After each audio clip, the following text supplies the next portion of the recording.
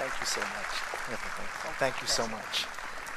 Thank you so much. I don't even know where to begin to have one of my academic heroes introduce me the way that he did. I'm just really overwhelmed right now. I'm also just so thankful for the ministry of Mission Waco, and it's one of those things, you've heard of the fame of a ministry like this in many different places, and to actually be here and this is my first time in Waco. I was looking for Chip and Joanna to greet me at the airport, but that didn't happen. That's okay, next time, have them waiting for me. But to be able to be here for the first time in Waco and see this amazing work that's been happening for so many years, it's a fulfillment of a lot of the things that I've been studying and working through, and so to see this firsthand is a real gift for me. I thought it might be fun to just kind of give you a couple of fun facts about myself. Most of you don't know me very well, so I'll give you 3 fun facts. The first fun fact is that you're not going to be able to tell this from looking at me, but I was actually a very cute baby. And I'm not making this up. I was a child model in Korea. Again, I'm not making this up. I was a child model in Korea. I was entered into a modeling contest when I was 4 years old, and I won first place in the Seoul region as the cutest baby in the region of Seoul. Thank you very much. Went on to the national competition and finished in second place. Mainly I blew the swimsuit portion of the competition, I think it was. But I was a child model that came from this being involved in this beauty contest for children. Now that I say that out loud, it sounds really weird. But I was in a beauty contest for children, and it sparked a modeling career for me. And so I was a model and a child actor for many years in Korea when I was about 4 or 5, until about 6 years old when we came to the United States. In fact, I went back to Korea this summer and took my family. The first time my kids have gone to Korea, the first time in about 25 years since my wife and I have been there. And I was in a little souvenir shop. And again, this is a true story. I was looking at a whole stack of postcards. And as I was looking at the postcards, I noticed a picture that looked really familiar. I said, this is really weird. So I opened up the postcards, a pack of 20 postcards, and 3 of those postcards are pictures of me. They're still selling them. 45 years later, they're still selling these postcards in Korea. So that's fun fact number 1. I was a child model and child actor. Fun fact number 2 is, again, maybe you can't tell this from looking at me, but when we moved to the United States, we actually ended up living in kind of a rough neighborhood in Baltimore. And that's redundant, a rough neighborhood in Baltimore. But I grew up mainly because my parents split after we moved to the United States. My dad kind of left our family, and my mom, as a single mom, trying to raise 3 kids. And one of the only neighborhoods that we could afford to live in was actually a rough neighborhood in Baltimore. And we moved there, and it was an interesting neighborhood. It was about a third black, a third white, and a third recent immigrant. The commonality that we had was that every one of us were poor. So it was a poor community of 3 different groups. And it was interesting because when we moved there, when I was in elementary school, and the tension was not evident in elementary school. But when you got to junior high school, the tension started to rise up. And by the time you got to high school, you had full-fledged gangs divided strictly along racial lines. So we lived there from elementary school to junior high school, and we left the neighborhood right when I was getting into junior high school. But I remember the tensions along the racial lines, and I was confused because, look, we were all poor. We had poverty in common. Why is it that we can't seem to get along with one another? In fact, if you look very carefully, about half an inch above my left eye, there's a tiny scar, and that's my gang story. I was in a gang fight. This is how it happened. A group of Korean kids was beefing with a group of black kids, and the oldest kid in each group of kids were yelling at each other, screaming at each other, and then somebody picked up a rock and started throwing it, and then this is exactly how it happened. I said, guys, come on, knock it off. Somebody's going to get, ow! And then a rock hit my head, and that's why I have a little scar. That's my gang fight story. Again, you can't tell by looking at me, but I am extremely fast in short distances. I'm a good sprinter, mainly because the library in the school and my neighborhood was actually blocked off by a cemetery. And that's where all the gang fights and the beatdowns occurred. And so what would happen is that you would have to sprint really fast to avoid the gang fights. And so that's how I learned to sprint short distances at a very high speed. So that's the second fun fact. The third fun fact is that my family really emphasized education as a way out of our situation in poverty.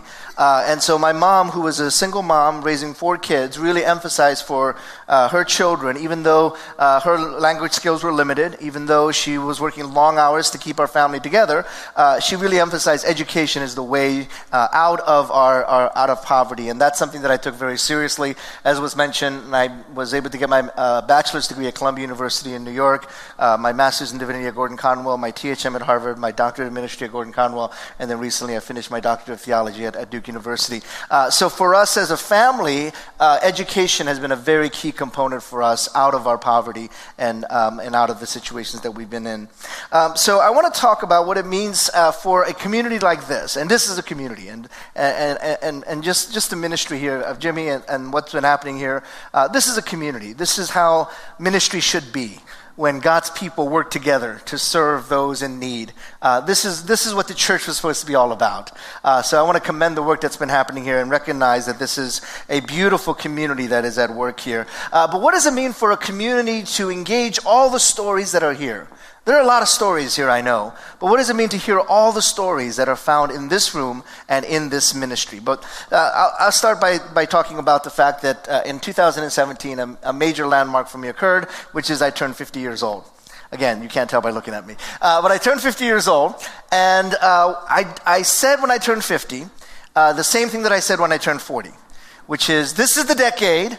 I'm going to lose a little bit of weight, get a little more fit, and exercise more regularly. I know some of you have said that, maybe haven't done it, but you've said that in your past. This is the decade of my 50s, when I'm going to lose a little bit of weight. Now, I'm an academic, so I have to research this topic.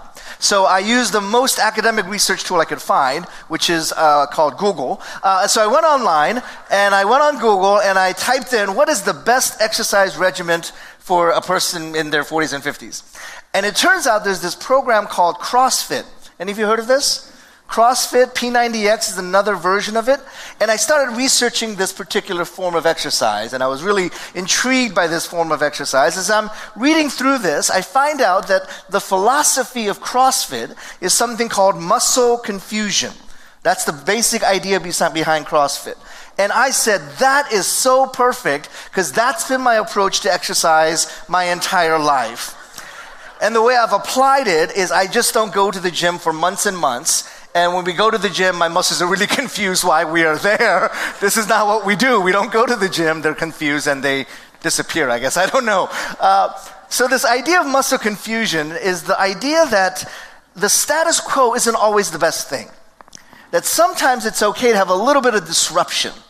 Just a little bit of confusion is not a bad thing to have, because it actually spurs you and sparks you to change. In fact, Richard Sennett, who is a philosopher at NYU, said it this way: without a disturbed sense of ourselves, why would any of us ever change? Without a disturbed sense of ourselves, why would any of us ever change? And that's something that's happened, I think, in physical health, but I would also argue that's a very important reality in spiritual health. That spiritual health requires a jolting out of our status quo. That without a disturbed sense of ourselves, most of it would never change our lives. But that disruption, that confusion, that spiritual disruption is a necessary part of our spiritual health and our spiritual well-being. And that got me thinking about the absence of spiritual disruption in many of our lives, in the American church in particular. That we're not good with disruption in our spiritual lives. And the way this came about was when I started looking into the themes of the Old Testament in the area of lament, and particularly at the book of Lamentations. And I recently finished a commentary on the book of Lamentations. My wife still makes fun of me. You work 5 years on the book, you're going to sell about 4 copies, because nobody wants a book on Lamentations. Why would you pick that book of all books to write a book on? Ephesians, Romans, any other book of the Bible, you would have done a lot better. But I wrote a book on Lamentations because of the absence of the spiritual discipline of lament in the church in the 20th and 21st century. I first encountered this in the absence of lament in the life of worship in the church. in the American church in particular. Denise Hopkins, she teaches at Wesley Seminary, an Old Testament professor. She was actually my Hebrew professor. Writes about the fact that if you look at the 6 major liturgical traditions in America, that would be the Catholic Church, the Episcopalians, the Lutherans, the Methodists. And these are denominations that will be guided by a particular book, a book of prayer, a book of worship, and you're guided through the year to read certain psalms on certain days and to sing certain hymns on certain days and preach certain passages on certain days. So if you do that, you will get the whole canon of Scripture.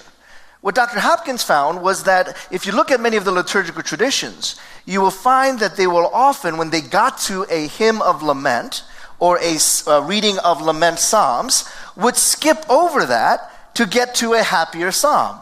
So they would replace a hymn of lament with a happier hymn. They would replace a reading of the psalm of lament with a psalm of celebration.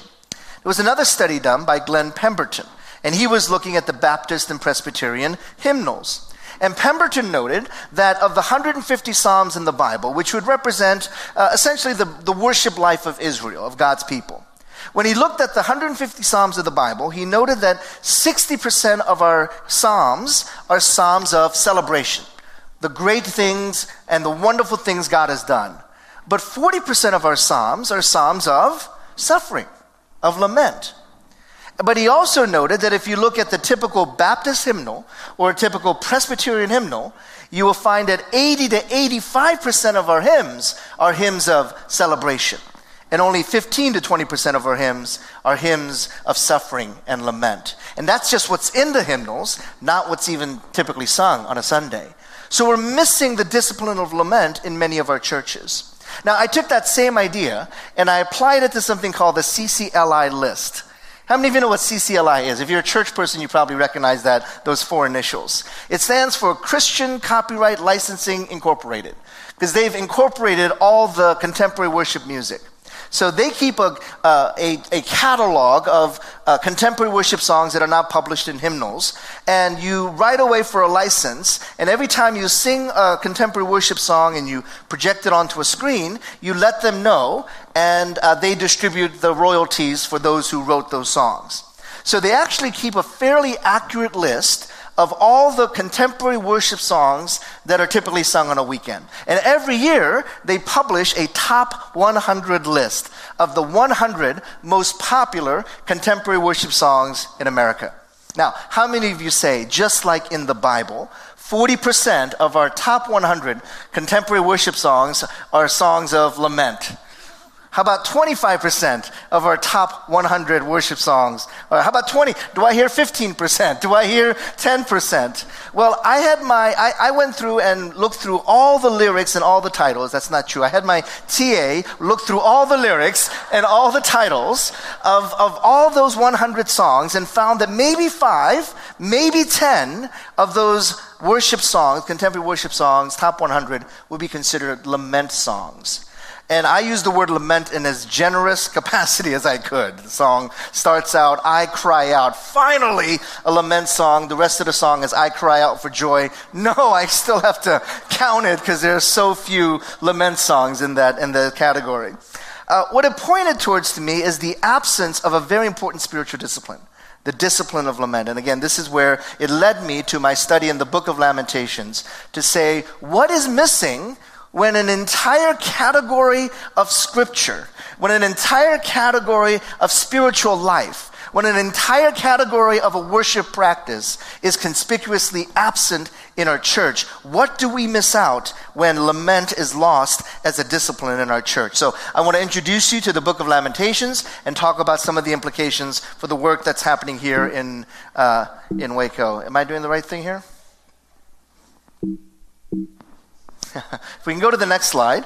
Lamentations chapter 1. How deserted lies the city, once so full of people. How like a widow is she who was once great among the nations. She who was queen among the provinces has now become a slave. Very simple explanation here. Lamentations chapter 1 is written in the context of the fall of Jerusalem. Israel had once been a great nation, as it says, or a city once filled with people. That's the city of Jerusalem.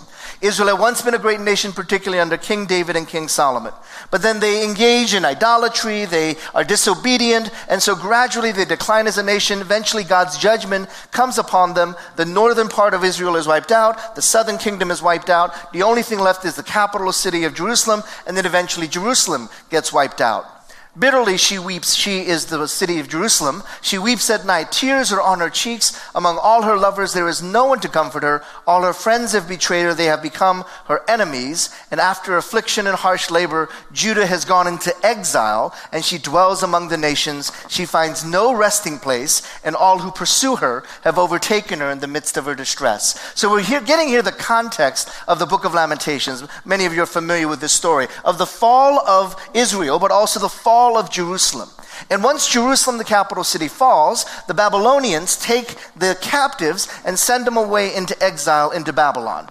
And they took the able-bodied men. They took the prophets, the priests, the kings, the learned, the young men who they said they're going to potentially rebuild Jerusalem. They took them away into exile into Babylon. That, of course, is where we encounter the story of Daniel and his friends when they're captives as exiles in Babylon. They left behind the widows, the orphans, the crippled, the lame, the blind, the sick, those they deemed as unable to rebuild the city of Jerusalem.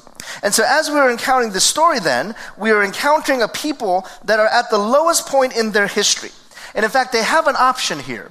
They have a couple of options. I want to highlight two. The first option they have, because they've lost everything. They've lost their homeland, they've lost their community, they've lost their identity as God's promised people. They have the option of running away and hiding.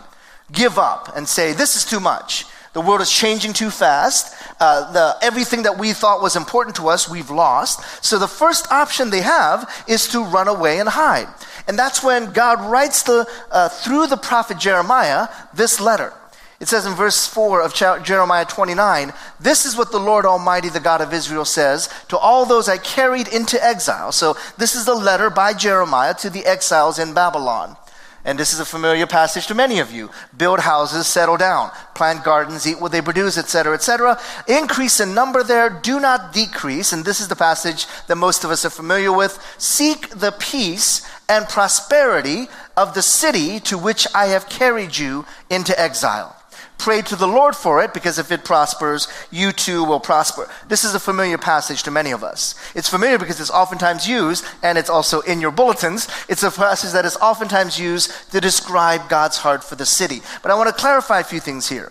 The first is that whenever you see the phrase seek the peace, 99.9% of the time you see the phrase seek the peace, what city is going to be associated with that phrase? Seek the peace of what city? Seek the peace of Jerusalem. That's pretty self-evident, right? Jerusalem is the capital city, city of David, city of God's peace, all those good things. So almost every other time in the Bible, you'll see the phrase seek the peace, and it'll say seek the peace of Jerusalem.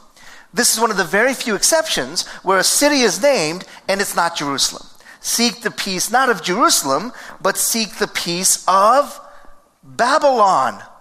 Now think with me, of all the places to seek the peace of, Babylon would be very, very bottom of your list. Babylon is Hollywood, New York, Washington, D.C., Las Vegas, all rolled into one. Everything that is wrong with society is found in Babylon. Seek the peace of Jerusalem? Of course you seek the peace of Jerusalem. But seek the peace of Babylon? That would make no sense to the people receiving this letter. Seek the peace of the most wicked city in the world, the most evil place on earth? Why would we ever want to seek the peace of all places in the world, Babylon? And I believe what God is saying here to his people is that it doesn't matter where you are, whether you're in the worst place you could ever think of, whether you're thinking of the most broken, sinful place in the world, Christians, followers of God, the people of God, we never, ever have the option of running away and hiding. That should never be in our vocabulary. That should never be in our list of things we can do. Because even if you're in the midst of Babylon, the most broken city, the most sinful city you can think of, even there, followers of Jesus, the people of God, we are never, ever allowed to run away and hide. We are never allowed to quit and give up and hide. Now, I say this with biblical conviction, but I can't say this with historical conviction. Because the reality is, if you look at the history of the church in America, there has been too many times when the church in America didn't stand and fight, but ran away and hid. There were too many times when the church said, there are too many changes in the world out there. There are too many challenges. Things are not easy for us. So there have been too many times in American church history where the church has said, we're going to actually run away and hide because we see no other option.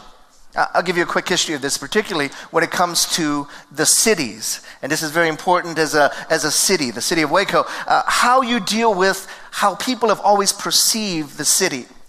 In the early part of U.S. history, especially in Christian history, cities were viewed in very positive ways. One of the most famous of these would be John Winthrop, the governor of Massachusetts. He pulls up to Massachusetts Bay, and he looks over what will eventually become the great city of Boston. And he makes a pronouncement over this great city of Boston. And he says, this city will house many Super Bowl champions. And then he goes on to say, that this city will be a city set on a hill. A city set on a hill. Take it straight from the book of Matthew. Now think with me what Winthrop is trying to say. Winthrop is trying to say that these American urban centers, Boston, Philadelphia, New York, and eventually Chicago and LA, these urban centers are going to be places where the light of the gospel will shine forth from these cities set on a hill. Again, taken straight from the book of Matthew. Now, Boston actually takes this seriously. If you've ever been to Boston, I spent 15 years in Boston, there's a neighborhood in Boston called Beacon Hill. And one of the main streets in Boston that runs through most of the city is called Beacon Street.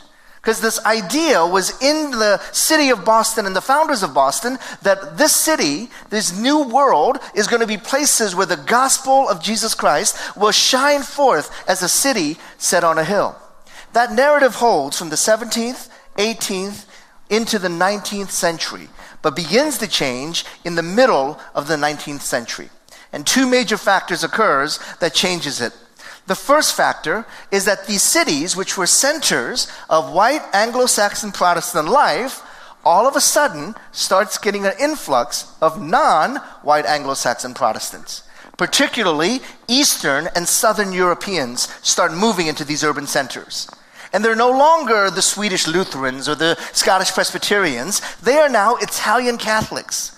And they are Polish Jews. And they are Eastern European Orthodox. And all of a sudden, this city that was supposed to be a city set on a hill, where white Anglo-Saxon Protestantism is going to be a shining light to the whole world, are no longer these kinds of cities. In fact, one historian described it as, our cities have become caves of rum and Romanism. I love that graphic description. The perception of the city, from a city set on a hill, a Jerusalem, a new Jerusalem, to caves of rum and Romanism, mysterious and forbidding, a threat to democracy, Protestantism, and virtue alike. The cities became depicted as the vicious destroyer of the common good, of family life, and of individual character. Why? Because you were getting non-Western, non-Northern Europeans starting to move into these urban centers. Now, this was highlighted for me when I watched a movie called The Gangs of New York. Have you seen The Gangs of New York, Scorsese film? I saw this movie because somebody said, you've got to see this movie. You write a lot about race relations. You've got to see this movie. This is about a race war in New York. Cool. I got to get this movie. So I get the DVD. I'm watching this movie, and I'm saying, how is this a race war? You got one gang led by Daniel Day-Lewis, the whitest guy in Hollywood, and the other gang led by Leonardo DiCaprio, the second whitest guy in Hollywood, and you've got them fighting each other. How is this a race war? Well, it was the Eastern European, Southern European non-Protestants beefing with the white Anglo-Saxon Protestants who were already there. And that became the race wars of its time. And so because of the influx of non-Protestant, non-Western Europeans into the urban centers, the cities were no longer Jerusalem's city set on a hill. They were now caves of rum and Romanism. They were now the new Babylons.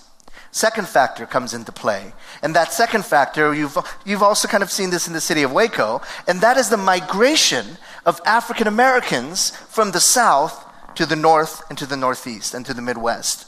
After the Emancipation Proclamation, you had the freedom of African Americans who leave the Deep South in the plantations in the Deep South. Many are trying to find life for themselves. They build communities, but oftentimes these communities get burned up and destroyed by racists and by the Klan. And so you end up with African Americans who have no future in the Deep South. So where did they start moving to? They start moving to the northern cities, Chicago, Detroit, Baltimore, New York, and Philadelphia. African Americans moved from the South post-Civil War all the way through the World Wars and into past World War II. African Americans began to move in large numbers into urban centers. But what happens to the urban centers now? We have this well documented now. It's called white flight. Again, you saw this in Waco. When the African Americans started moving into these neighborhoods, many of the whites left, moving into suburbs, moving into further and further outside of the city. Now, that movement of white flight, which is, again, happened in Waco, but also happened in places like Chicago and Detroit and Baltimore and Washington, D.C., that movement of white flight was not just white flight, it was white Christian flight. So many white churches also left urban centers. And not just white churches, but urban Christian institutions left the inner cities and urban neighborhoods. So you very rarely find a Christian school that is in urban neighborhoods. You can actually count them on your hand, the number of Protestant Christian schools that have stayed in urban contexts. Most moved out into the suburbs. And so you saw this flight, not just of whites, but also of white Christians and white churches. One of the ways that we've been able to document this is that in 1945, $26 million was spent in the entire United States on new church buildings. That's about what one church building costs right now. But in the 1945, the entire U.S., $26 million was spent. 15 years later, at the height of white flight, as white flight progresses, $1 billion is now being spent on new church building. Do you see that exponential leap in the number of church buildings? Because whites are leaving urban neighborhoods and moving out into the suburbs. Now, I noticed something interesting about the architecture of the churches that were built in the 40s, 50s, 60s, and 70s. Again, at the height of white flight. Many of the sanctuaries in these buildings had architecture that looked like this, kind of a slanted ceiling and a little bit of an arch on the side. Now, you don't know about this in Texas, but in cold weather states, this is really not a good idea. So I was at a building dedication when I was about 9 years old, and it was in the late 70s, and the building had just built their sanctuary to look like this. And what happens is it was in the middle of January, so it was a cold day in a cold weather state. And in a cold weather state, you have the heating vents on the floor, right, or on the baseboards, and the hot air comes out. But where does all that warm air go when the ceiling is built like this? Right up into the rafters. So you literally have the frozen chosen on the floor and all that warm air up into the rafters. Now what do you have to do? You have to build ceiling fans to push all that warm air down, and then Pentecostals can't worship with you because they keep hitting their hands on the ceiling fans. So I'm 9 years old at a building dedication of a building that looks like this, and I'm thinking, this is a really stupid idea. I'm 9 years old and I know this is a bad idea. Whose stupid idea was it to build the building to look like this? The senior pastor gets up a moment later and he says, it was my idea to build the building to look like this. And he explains why. He says, I want you to picture this entire church building turned upside down. And what are you looking at when this church building is turned upside down? He says, you're looking at the bottom of a boat, at a ship. Our sanctuary is a ship. And where in the Bible do you read about a really big ship? Yes, Noah's Ark. Noah's Ark. Now think with me, when the church buildings look like Noah's Ark, what are you saying to the world from inside the church? We don't care about you. We don't care if the world gets destroyed.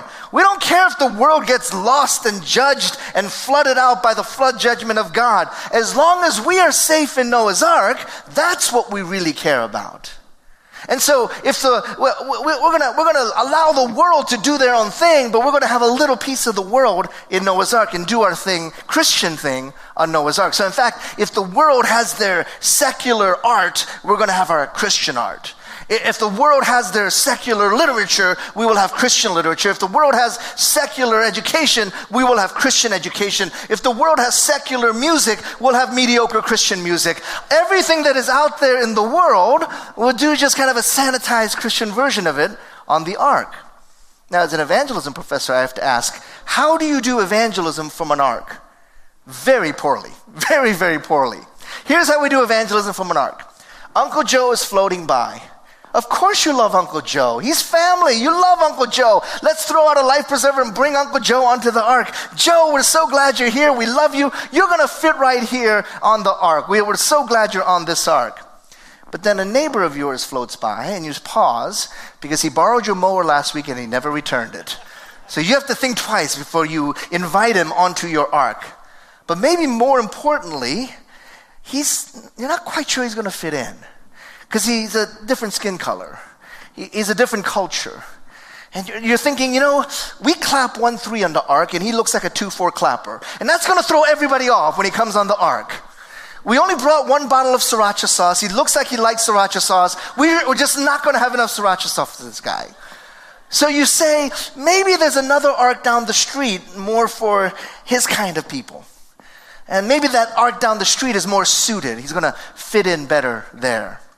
So it turns out that in this era of ark type of churches, what we ended up with was hyper segregation. My provost, Michael Emerson, did a research project on this that showed that the level of segregation in evangelical churches at the close of the millennium was as high, one other time in history we got to that point, the level of segregation was only high, as just as high in the Deep South during Jim Crow laws. That's the only other time in U.S. history we've had that level of segregation that we're seeing in evangelical churches. And so we ended up with a system that said we want to get away from the evil world that is out there and we want to run away and hide in the church. I did this as kind of a research project of looking at book covers because I teach on urban ministry and the perception of urban ministry, because it changes, as I mentioned, it changes from this New Jerusalem of the city to Babylon. And the New Jerusalems end up in the suburbs. And not only do they end up in the suburbs, now that the cities are Babylon, the good people of the suburbs must come and help the poor people of the city. And that's a new narrative that begins to develop. We can put that slide up. It begins with the idea of a city set on a hill, that we're going to be a New Jerusalem. But then in the 60s, and these are roughly in chronological order, the narrative changes from Jerusalem to Babylon. Cities are secular cities. They are unheavenly cities. They are Babylon by choice. They are sick cities with a pathology, where home is a dirty street. And is there hope for this city? Because it is a sick and broken city. Well, we need a church that takes on trouble. And we need people that dare to love the ghetto. We're going to rise up to an urban challenge and take our cities for God. We're going to send apostles to the city. They're going to be change agents. We're going to unleash white pastors in skinny jeans. And we're going to be an unstoppable force to do greater things in our city, because greater things have yet to come. Greater things have yet to be done in our city. Yay, yay, yay, yay. Now think with me what those book covers are telling us. It's telling us there's a perspective that says the cities were once cities set on a hill. The New Jerusalem. But now they're the new Babylons. We're the center of evil and the center of all that is wrong with the world. And it needs saving from the suburbanites who are in the New Jerusalem. So we got to go out there and change our cities with the gospel of suburban Christianity. Because greater things have yet to come. This is the challenge in the book of Lamentations. To actually change and challenge that triumphalistic narrative that emerges in many of our churches. That we're going to go out and single-handedly change the world. We're going to go out and be the ones who have all the right answers and change the world.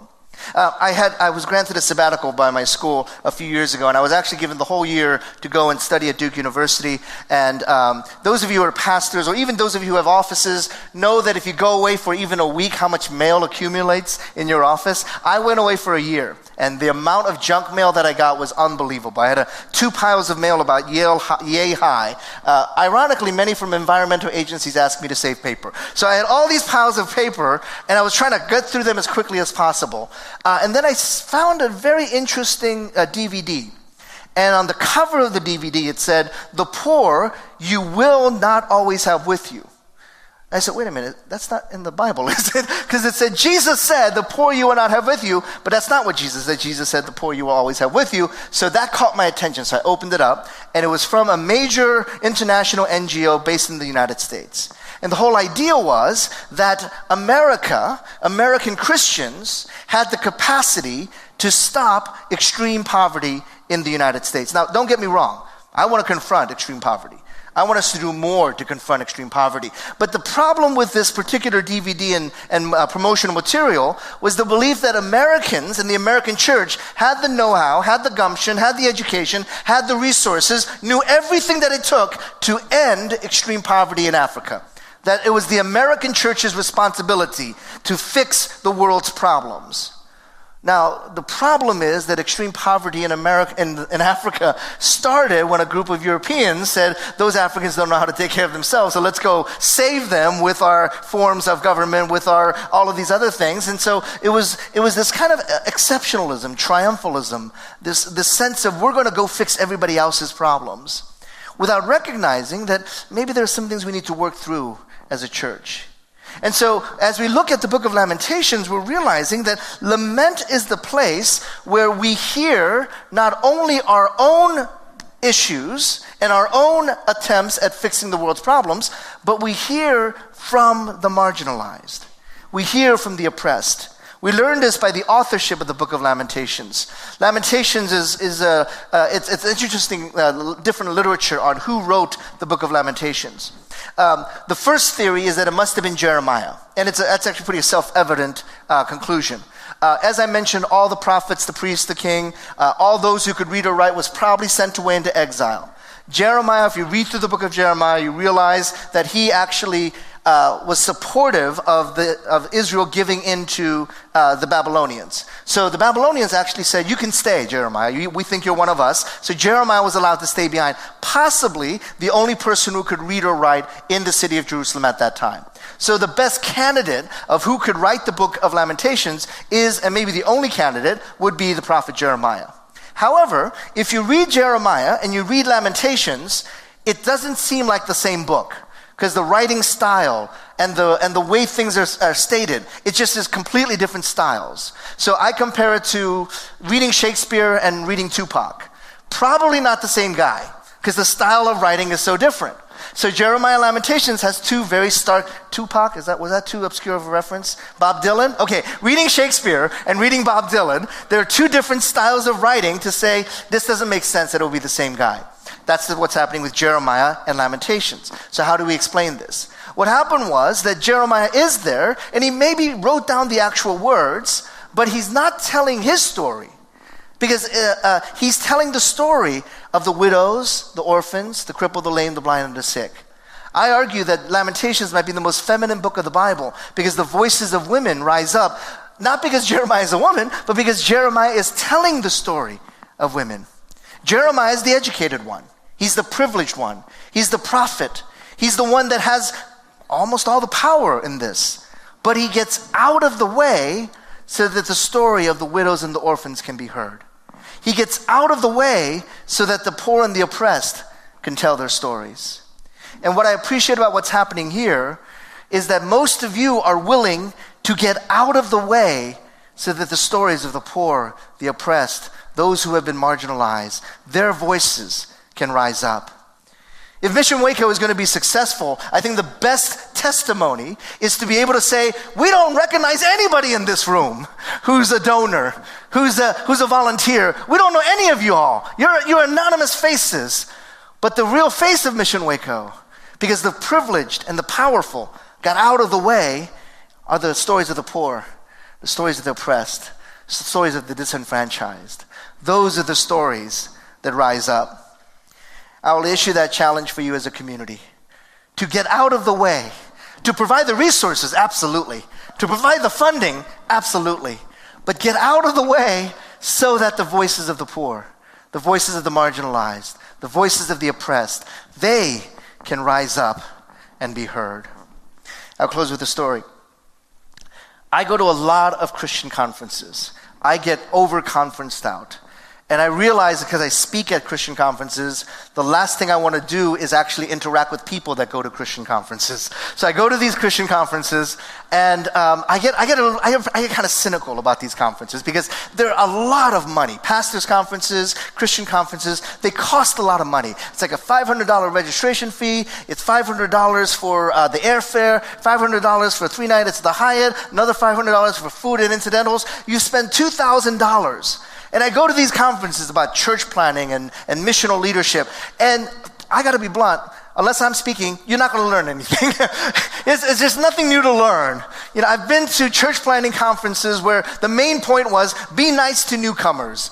Duh, you didn't have to pay $2,000 to learn that. I've been to leadership seminars where they say, you know, be a servant leader. Duh, I could have just told you that from reading any old book that you can find. So I get a little cynical about conferences. In fact, when people come to me, and I was a pastor for many years, a church planner, I planted a multi-ethnic church. So I get a lot of people come up to me and say, so tell me the secret to church planning.